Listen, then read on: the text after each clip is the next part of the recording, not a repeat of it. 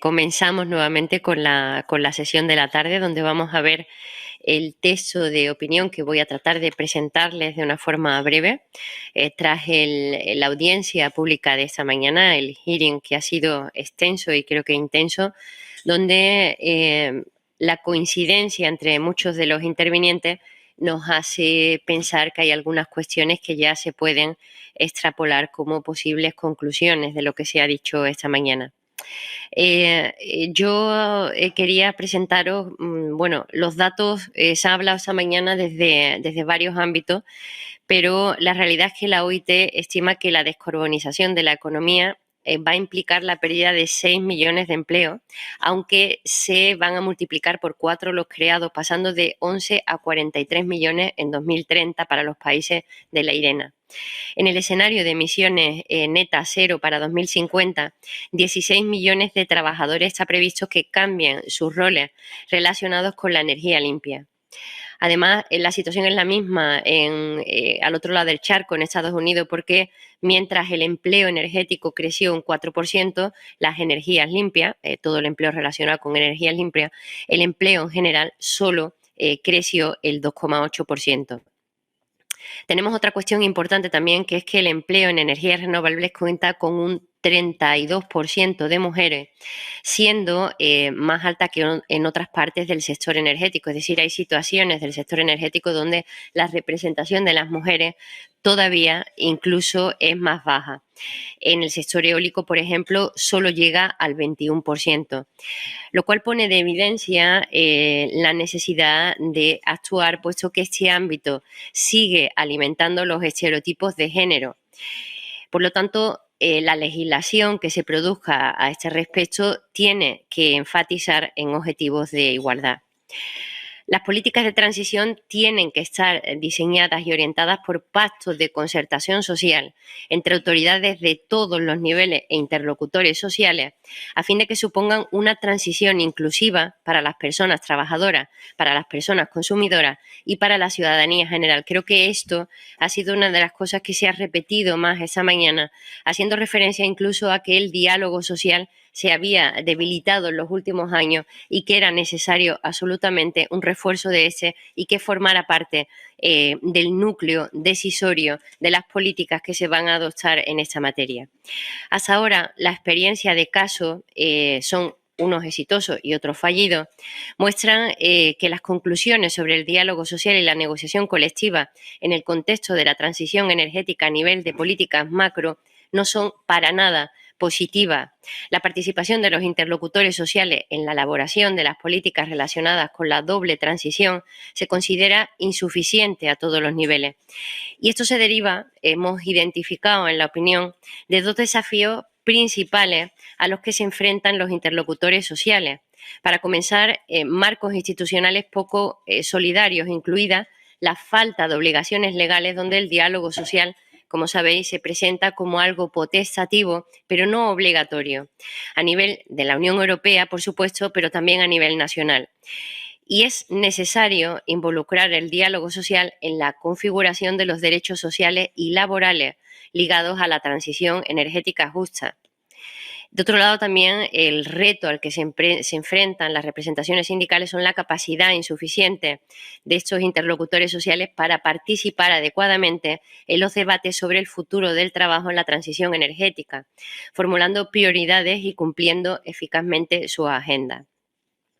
Además, exponemos en el texto de la opinión que los planes territoriales de transición energética deben de ir acompañados de convenios o acuerdos de concertación social justa en los que se dé prioridad a la protección del empleo sostenible y al acompañamiento de las personas, sean en condiciones no solamente de empleo, sino en el diseño, aplicación y evaluación de las medidas que se prevean.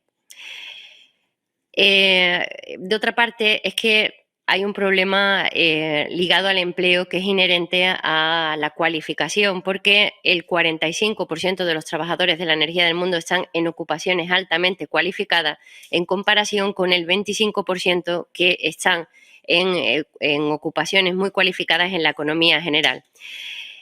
Sin embargo, esto no es una opción en todas partes y garantizar una transición justa y centrada en las personas para los trabajadores afectados debe reforzarse a fin de evitar que la descarbonización genere desempleo neto, como en el caso que hemos visto esta mañana de Polonia. El éxito de la transición reside en un enfoque que tiene que ser anticipatorio en materia de empleo y además integrador, que integre políticas laborales y políticas de bienestar específicas para regiones y ámbitos específicos. La transición energética no es únicamente una cuestión tecnológica y de inversión pública y privada, sino que es un profundo desafío social global, por lo que hay que garantizar y promover la participación de la sociedad civil usuaria y de la sociedad laboral productora, empresas, personas trabajadoras de forma directa y a través de sus representaciones. Las consideraciones climáticas deben de estar presentes en todo tipo de políticas y actuaciones. El paquete de medidas Fit for 55 es un conjunto de propuestas encaminadas a revisar y actualizar la legislación de la Unión Europea y poner en marcha nuevas iniciativas con el fin de garantizar que las políticas de la Unión Europea se ajusten a los objetivos climáticos acordados, pero tenemos que ser realistas. Este cambio normativo puede dar lugar a importantes cambios en la economía y, sobre todo, generar bastantes perturbaciones sociales, afectando al empleo y al bienestar, especialmente en determinadas regiones más sensibles. La forma y efectos de la transición energética como parte de la transición gemela digital y verde dependerán de la formulación de políticas de inversión inclusiva, condicionadas por la promoción de empleos decentes sostenibles y participadas socialmente, involucrando la voz de las personas empleadas y sus representaciones a nivel de la Unión Europea y nacional, a nivel sectorial y de empresas, es decir, en todos los ámbitos, pues esto es fundamental para garantizar una transición exitosa. Hay que tener en cuenta también que los marcos europeos de la Unión de la Energía y del Pacto Verde son correctos, de acuerdo, pero son insuficientes, como decimos en el texto, para implementar unas políticas climáticas y energéticas que garanticen la cohesión social y regional a través de inversiones intensivas en innovación tecnológica, creación de empleo de calidad sostenible, capacitación del capital humano y creación de capital social regional. De otro lado, hay que decir que las políticas de transformación energética deben ser más ambiciosas de lo que lo son hasta ahora. Según un informe elaborado a petición de la Comisión de Industria, Investigación y Energía del Parlamento Europeo, el coste de la falta de ambición en estas políticas de transformación energética europea justa se estima en un 5,6% del PIB europeo en 2050. Evitar este coste va a requerir garantizar el resultado de una transición justa también en términos de empleo. También es muy importante en este sentido el establecimiento de un fondo de transición justa y un fondo social para el clima. Sin embargo, estos fondos no van a prestar todo el apoyo financiero que se necesita para afrontar de forma socialmente responsable los efectos socioeconómicos y de empleo. Una transición energética justa no consiste solo en financiar, sino que también incluye el objetivo de crear puestos de trabajo de calidad, reforzar la participación democrática también en el ámbito de las empresas y mantener y seguir aumentando la competitividad de las empresas europeas. Por ello, sería necesario que la evaluación de los planes nacionales de energía y clima, así como en los planes territoriales de transición justa de los Estados miembros, se refuercen los objetivos sociales y de empleo, tales como incluir políticas activas de empleo que faciliten las transiciones laborales, apoyar a las personas que pierdan su empleo en virtud de la descarbonización, desarrollar el potencial económico regional derivado de las energías renovables, así como las nuevas formas de participación en la producción de electricidad y, por último, combatir eficazmente la pobreza energética. Por último, y voy terminando mi exposición, es necesario que se incorporen al semestre europeo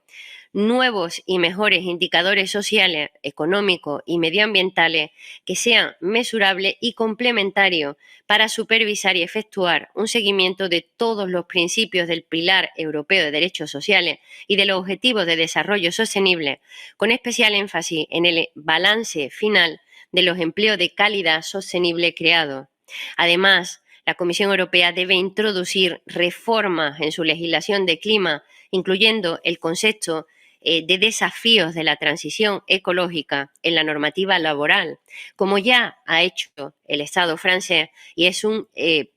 precedente positivo que la Comisión debería tener en cuenta. Además, debe fomentar las acciones necesarias para que las experiencias y prácticas de regulación, así como la gestión empresarial y negociación colectiva, se difundan de manera adecuada en el conjunto de la Unión Europea. Estas son las líneas principales que, quizá de manera un poco extensa, expuesto aquí hoy para dar origen al debate,